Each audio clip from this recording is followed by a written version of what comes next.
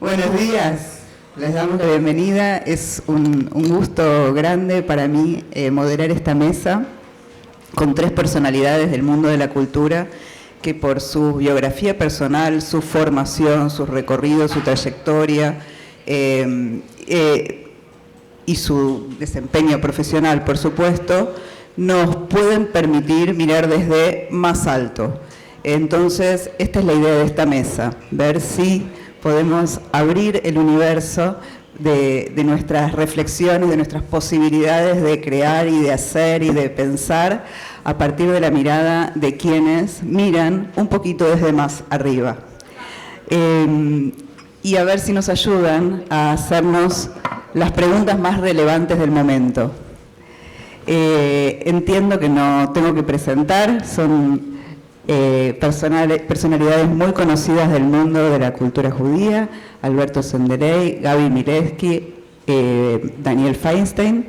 Así que quien quiere saber un poquito más de ellos y no los conoce puede ver el abstract del encuentro, que ahí está la biografía detallada y sus interesantísimos recorridos profesionales, pero tenemos poquito tiempo, de manera que vamos a ir directamente al punto de la cuestión. ¿Cuáles son las preguntas que nos deberíamos estar haciendo en este momento y que nos van a marcar el norte al que tenemos que ir y cómo hacemos para mirar desde un poquito más alto? Alberto. Okay. Me gusta lo de mirar de alto cuando uno es petizo, pero yo estoy en este momento también haciendo un estudio de Jewish Community in Changing Time en Europa, que es entrevistar a la dirigencia de todo nivel de 10 países en Europa. Y en uno de los encuentros surgió el diálogo del niño, que es con el que quiero empezar. Nene de 11 años vuelve a la escuela judía, le dice al papá: ¿por qué me mandás a esta escuela? Papá dice: porque quiero que sea judío. Chico pregunta: ¿por qué? Padre no tiene respuesta. O sea, cuando esto empieza a circular en las entrevistas que hago, que me lo trajo un chico justamente, un Madrid, de este diálogo donde, bueno, te mando para que te enseñen ellos a ser judío, o es una religión judía, somos el pueblo elegido, etcétera, tenés que saber los ritos de nuestro grupo. Otro, porque tenemos enemigos, nos van a matar los nazis, Otro, que es el que yo más gusto, porque nuestra cultura tiene valores de vida que hay que hacer. Y ahí el chico le pregunta: ¿qué haces? O sea, hay dos preguntas acá. ¿Por qué querés que sea judío? No, la Morá te la voy a contar. ¿Por qué vos querés? ¿Y qué ejemplo me das de cómo aplicás estos valores? Y ahí es donde entra a dar chispas la conexión. Así que el diálogo de los chicos de 11 me ha creado muchos problemas. Con gente diciendo: next, ¿cuál es el otro tema?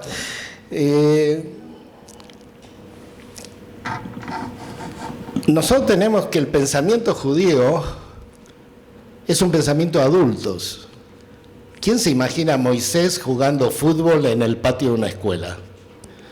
Rabbi Akiva empieza a los 40, que en esa época eran unos 65, algo así. Tuvo 3 esposas que lo mantuvieron, por supuesto, pero eran tipos de barba, eran gente grande. En la sociedad moderna, en la era moderna, nosotros enseñamos una versión de niños para gente joven, de un judaísmo de adultos. Y en este mundo que todos los profesionales y en todas las cosas estamos en educación permanente, revalidamos lo que sabemos de derecho, de matemática, de business, de educación, todo el mundo sigue estudiando. Ahí queda. A los 13 años prácticamente desaparece la educación. la gran mayoría deja escuelas, grupos juveniles, etc. Y tiene que vivir una larga adultez de otros 50, 70 años con una versión de judaísmo para niños. Y eso hacía que me planteé cuánto el valor del personal educativo judío, que es depositario de un saber, ¿cómo enseña al niño? ¿Solamente intelectualmente o da también ejemplos personales?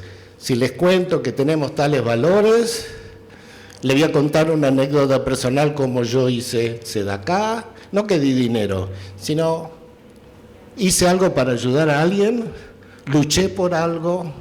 O sea, no solo dar la lección, sino decir, bueno, quiero agregar algo que me pasó, a mí, o a mi familia, o a mi hijo, o a alguien. Y si ese recurso comunitario, que es el educador, formal e informal, que hay que mantener, que se siga reentrenando, que tenga un sueldo respetable y que sea respetado, es también un recurso para educar al padre, a la madre, a la familia. O sea, la educación no termina en la quitá, no termina en la kutzá y no termina en el mahané. Pero ¿quién puede educar a otros? Está la versión, bueno, voy al rabino, o voy al rabino secular, digamos, que es el moré. Todas las comunidades tienen morim. ¿Quién les paga para que también eduquen adultos? En Europa lo que encontré es que hay una tendencia de la generación de 35, 55, 60, de decir, yo soy universitario, puedo leer un texto, no necesito que me lo explique el rabino X o el profesor A, B. Yo quiero leer el texto, tener un grupo, hay grupos que nos reunimos para leer cuentos o literatura, bueno, una vez por mes quiero leer textos judíos, podemos entenderlos, máximo alguien que nos dé como una guía de lectura, pero no respuestas. Yo soy un adulto, quiero conectarme con esto, y en un mundo confuso de la actualidad, también quiero ver si el judaísmo tiene una respuesta a quién soy, qué quiero, a dónde voy, etc. El mundo hoy día está con una gran incógnita, una gran confusión. Y una de las cosas es decir, bueno, ¿dónde buscar una respuesta? Hoy día la gente dice, no me voy a buscar a convertirme a otra religión como Heine, Mendelssohn, etcétera, hicieron. Hoy día nadie se convierte a otra religión, básicamente. Simplemente queda latente un judaísmo no actuado, pero donde se le ofrece reconectarse como adulto con un pensamiento adulto. Y no porque es padre del chico de la escuela, sino porque él es él. Padre, madre, tío. Y ese es un tema. ¿Quién va a enseñar ahí? Hasta en la comunidad más chica hay un moré o una morá, sobre todo una morá. O sea, la madre del judaísmo. Por ahora sí. ¿Ok? Vamos a... Gaby.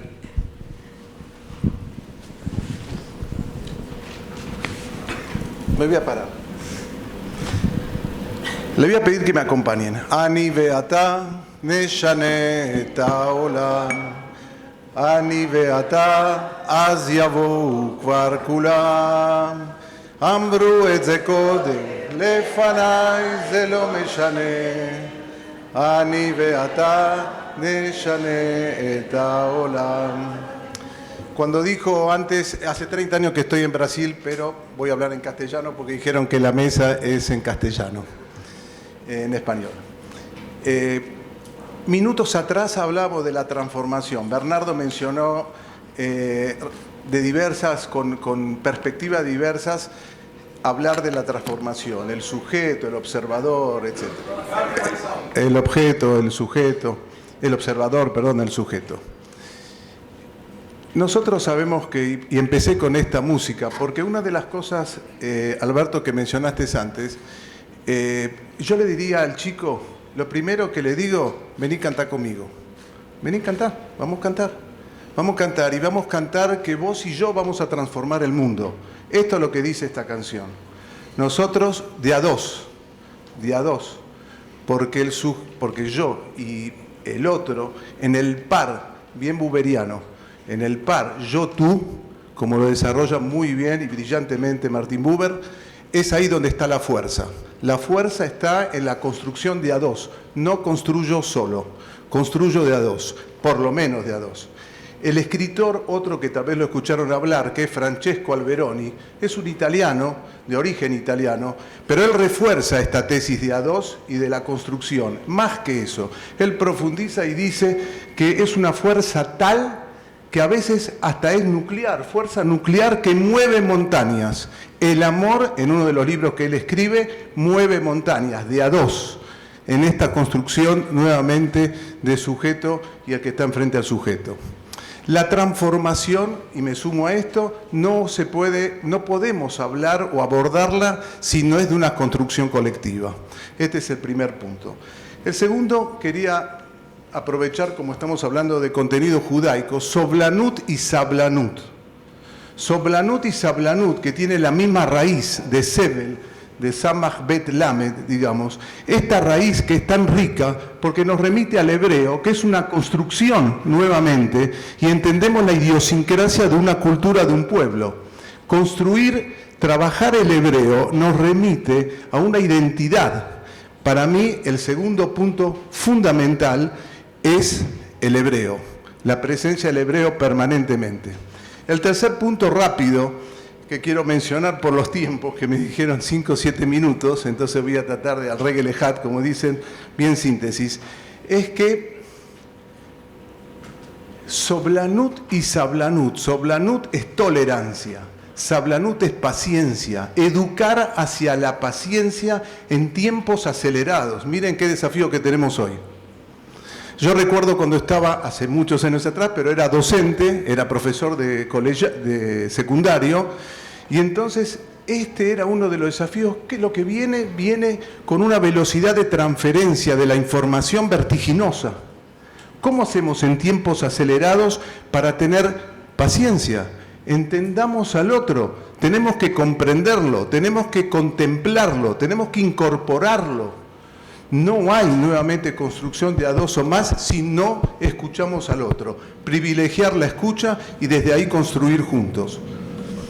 Pero cuando hablamos de educar hacia la tolerancia, el tercer punto que me parece fundamental, es entender que en el judaísmo hay dogma, pero mientras haya dogma habrá respuesta al dogma, habrá cuestionamiento al dogma. Y entender que si hay dogma que nos une a todos milenarmente, es también entender que tenemos el derecho de cuestionarlo, pero fundamentalmente de integrarlo, no de sacarlo, no de marginarlo. Este es un desafío difícil para los que estamos en la educación. Entonces, la educación a la tolerancia, a la diversidad, al pluralismo de ideas genuinamente trata de eso.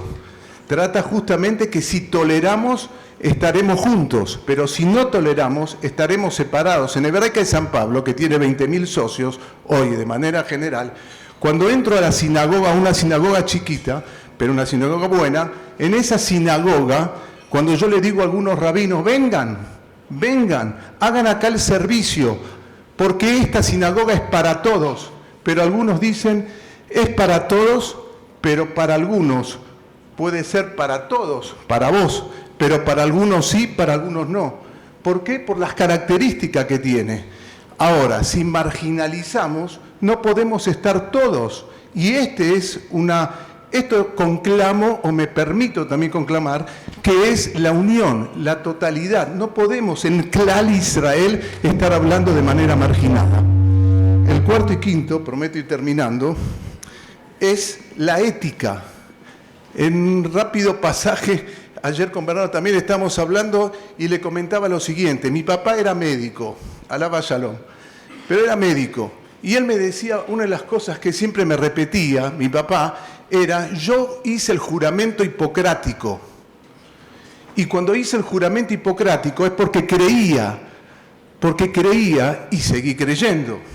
Quiero decir, hay ética en esta vida, hay líneas, hay fronteras que no podemos pasarlas. Y si alguno la traspasa, entonces obviamente tendrá sus consecuencias, depende cómo él se posiciona. Yo creo en una suerte de ética colectiva. El judaísmo habla de ética, de ethos, con H, de valores. Tienen que estar presentes los valores en nuestra vida cotidiana como en la profesión que ejercemos. No pasar la línea roja de la no ética. Por eso me sumo también a ponerlo como un punto fundamental. El quinto punto es la causa. Señores, acá hay dirigentes también voluntarios que nos vemos muchas veces y digo, ¿qué abrazamos? ¿Qué abrazamos en la educación judía de manera general? Educación judía me refiero formal y no formal. ¿Qué abrazamos? ¿La causa o a veces abrazamos el cargo? ¿Somos voluntarios de la causa o somos voluntarios del cargo? Este es un tema a debatirlo. Es un tema difícil. Es un tema difícil porque trabajamos todos en la cogestión. Pero hay quienes abrazan más la causa y otros que abrazan más el cargo, y esto lo define a cada uno. El sexto punto, y así finalizando realmente, es el liderazgo.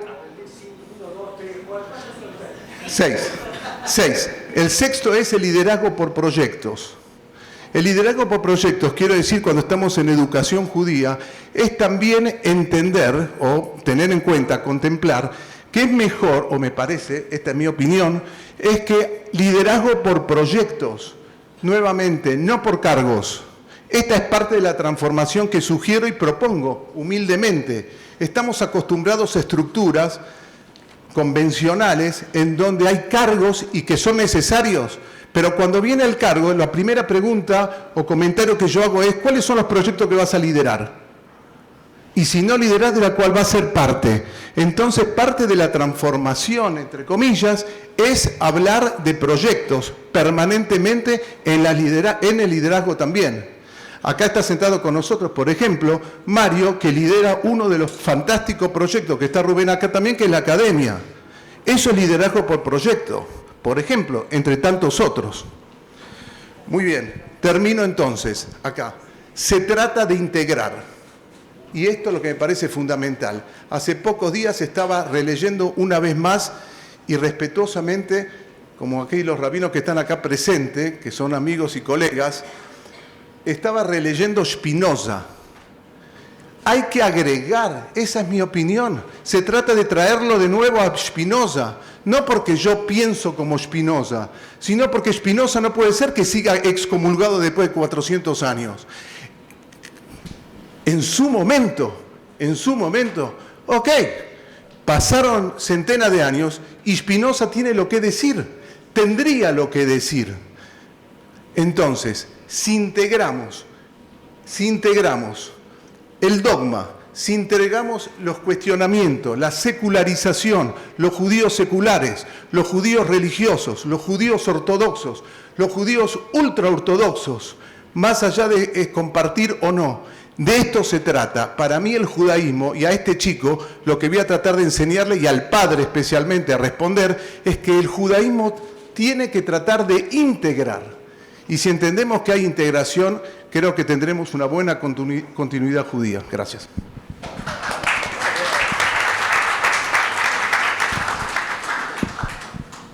Gracias. Bueno, buenos días. Me da mucho gusto estar acá junto con Alberto, con Gaby, en estas así reflexiones un tanto abiertas sobre este tema. Y quiero tomar la pregunta de Alberto del chico de 11 años. ¿Para qué la educación judía y por qué? Y quiero conectarlo con algo que dice uno de los principales estudiosos de la mística judía, Moshe Idel, profesor de la Universidad Hebrea de Jerusalén. Él dice algo muy interesante para entender el judaísmo en un vuelo de pájaro. El primer milenio del judaísmo es el milenio del qué, que más o menos está conectado con la época bíblica. Ahí se define el qué del judaísmo. El segundo milenio de la historia judía es el milenio del cómo, y eso tiene que ver con la literatura rabínica, el Talmud, etcétera, cómo se cumple, cómo se observa, etcétera.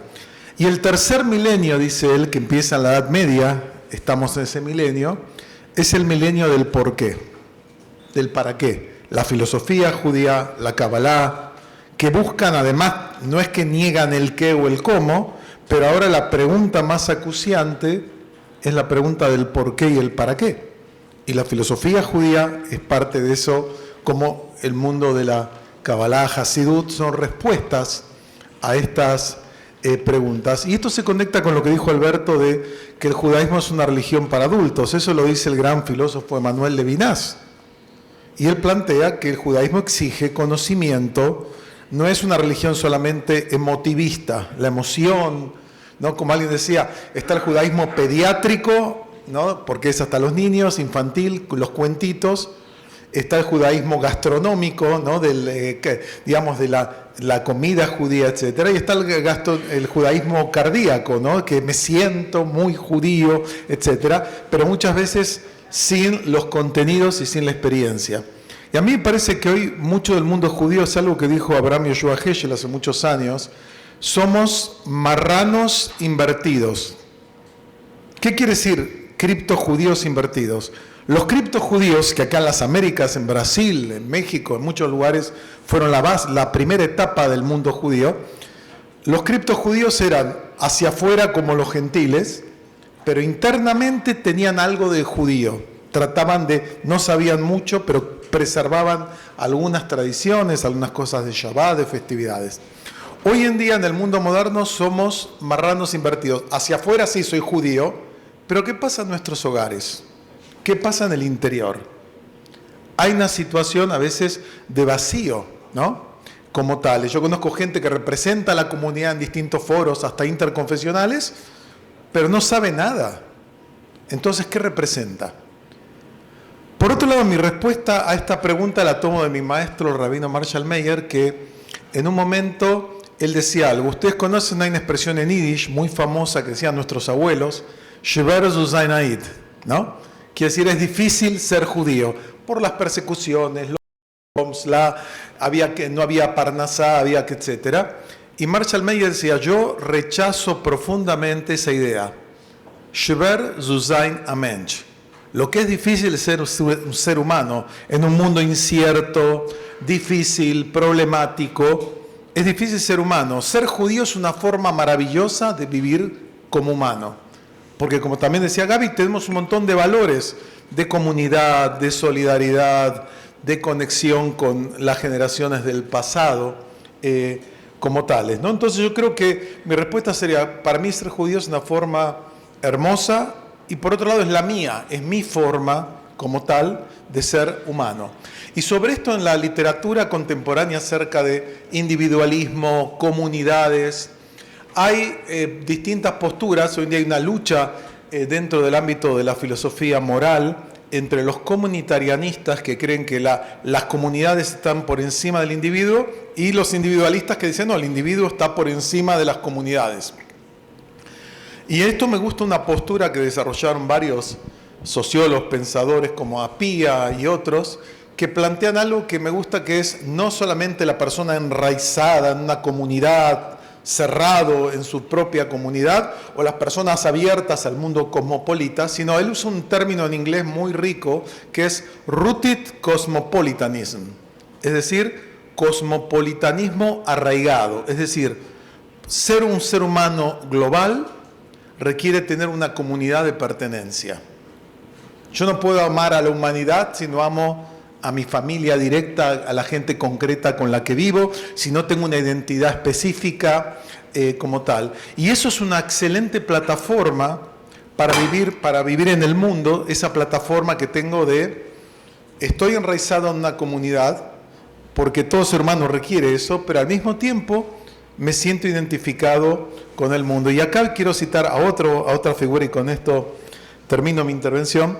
Alguien también fue profesor mío, que también creo que Rubén lo debe conocer, Shalom Rosenberg, Zichrono Libraja, un profesor de filosofía judía, un judío muy observante de la Universidad Hebrea de Jerusalén, que él dice algo muy lindo acerca de esto, cómo los judíos se conectan lo particular con lo universal. Y él decía así, hubo un pensador famoso en el ámbito del humanismo que fue Terencio, ¿no? Terencio, pensador latino, humorista latino, que tiene una frase que en latín suena un poco mal, pero en español dice, humano soy y nada humano me es ajeno. Más adelante vino en el mundo judío un pensador, un rabino italiano que se llamó Shmuel David Luzzatto, Shadal, que decía, Yehudi Anoji, Bein Dabar Yehudi Zarli. Soy judío y nada judío me es ajeno. Yo me siento identificado con los dos casos. Pero viene Shalom Rosenberg y dijo algo muy lindo que tiene que ver con el mismo concepto de cosmopolitanismo arraigado. ¿Cuál es el concepto? Judío soy y nada humano me es ajeno. Es decir, por el mero hecho de ser parte de una comunidad, con la historia que tiene nuestro pueblo, por la trayectoria que tiene, entonces no solamente me interesa y me apasiona todo lo que tenga que ver con la Torá, y con la historia, y con la literatura, y con el pensamiento, y con los problemas y desafíos que enfrentamos, sino también me interesa todo lo humano, porque somos parte de esta comunidad humana, que me parece un tema fundamental. Entonces, ¿por qué enviar a alguien? ¿Por qué? ¿Para qué de la educación judía? Que también lo mencionaste, creo que, Gaby, es un acto de amor. Uno quiere, cuando alguien ama algo, quiere que otros también lo compartan. Entonces, ver a mis nietos cantando las canciones de Pesaj aprender las historias de la Torá, es algo que me genera una enorme ternura y vemos cómo el círculo, ¿no?, de la continuidad se recrea, ¿no? Entonces, a mí me parece que por ahí pasa en esta primera intervención el porqué de la educación judía. Y lo último, que está conectado con lo que mencionaron tanto Alberto como Gaby, el judaísmo es una identidad textual.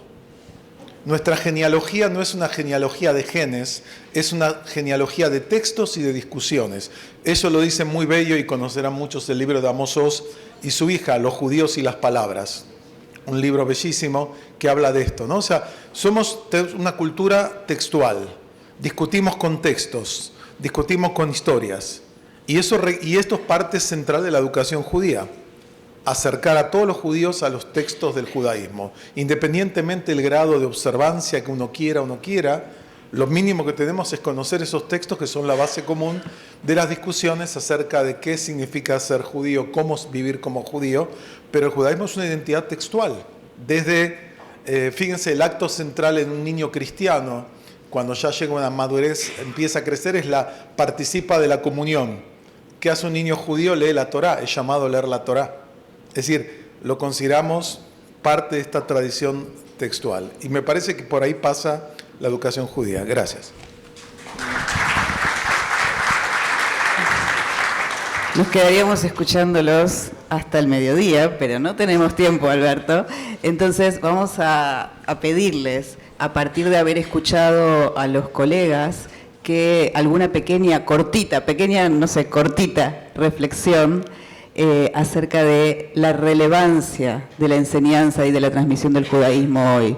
Alberto, retomando a ese hijo que espera de su padre la pregunta, ¿qué te surge decirle? Justamente,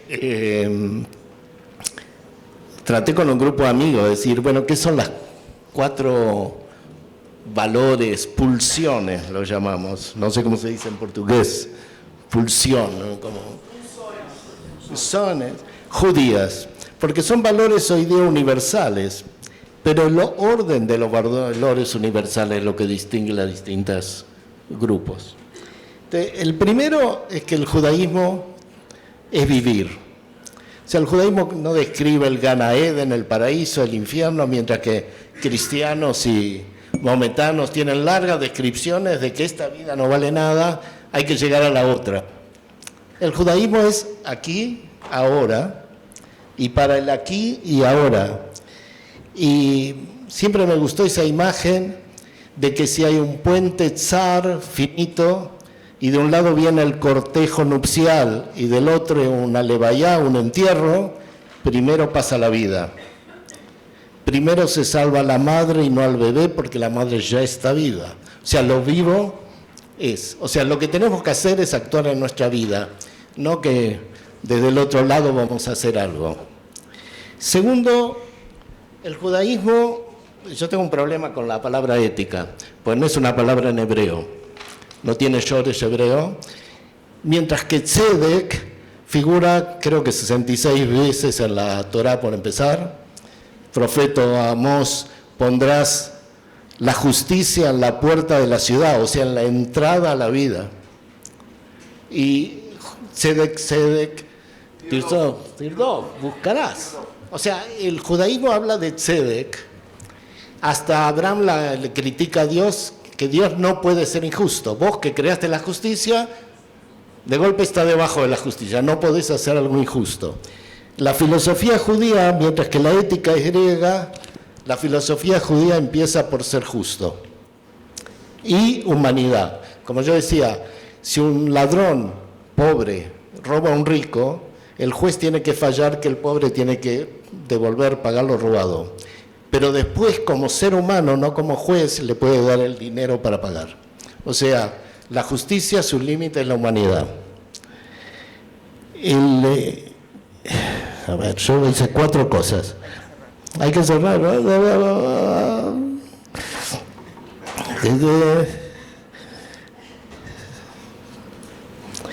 Tengo que cortar tanto. Bueno, o sea, creo que una de las cosas que tendría que hacer la Adrajá, formal e informal, es que un ejercicio es hacer cuáles son 4 o 5 valores, que son las 4 patas de la mesa de lo que voy a educar y vivir toda la vida. Porque muchas veces son tantos los valores que no tenemos. También termino con algo. Me molesta que el judaísmo piensa siempre con mucha humanidad. No dice no matarás, esa es la traducción cristiana al latín. Dice no asesinarás. Matar para defenderte, sí. Rambam tiene todo un tratado de todo lo que va a matar. Pero el judaísmo habla al-tirzah. No asesines.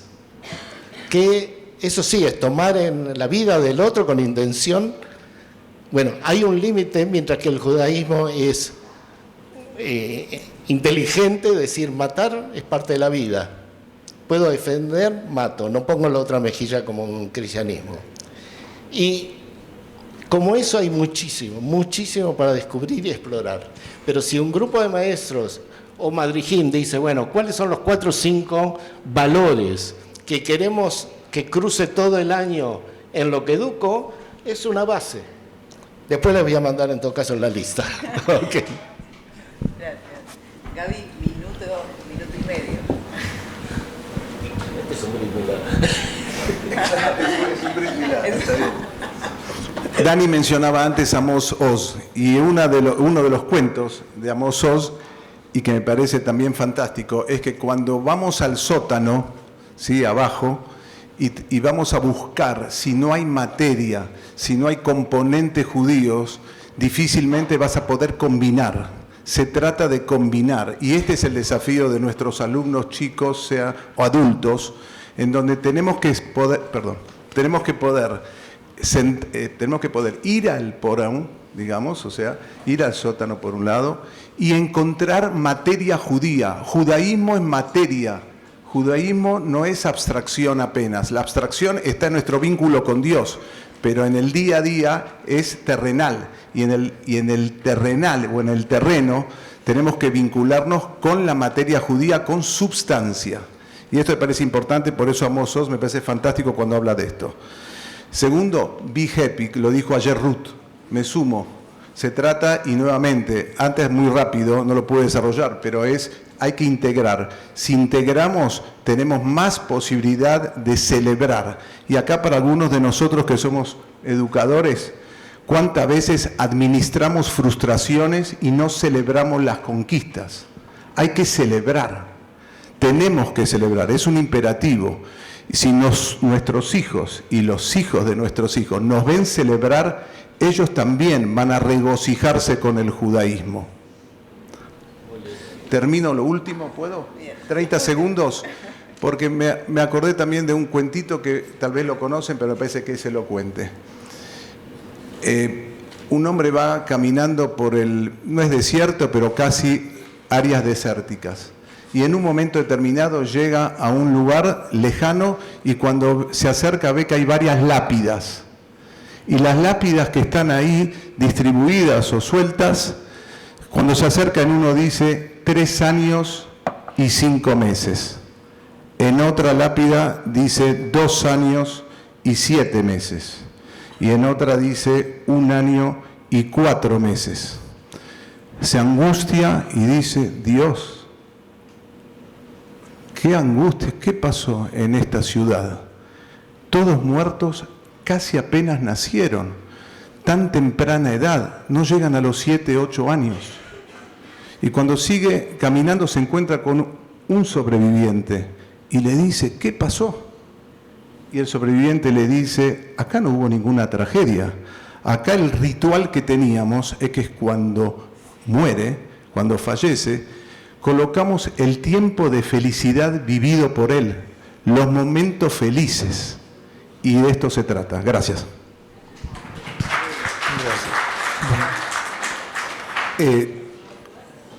El maestro en la escuela judía contemporánea enfrenta terribles desafíos. En una sociedad totalmente utilitaria, para mucha gente, ¿para qué sirven hebreo los estudios judaicos? Las metas del judaísmo no son cívicas en el sentido de la educación brasilera o argentina. El educador judío no puede contar necesariamente con la experiencia del hogar, porque a veces no está esa experiencia, no puede contar con un contexto compartido de valores de la sociedad, porque vivimos en sociedades muy fragmentadas en términos de valores, y el educador tenemos enormes desafíos.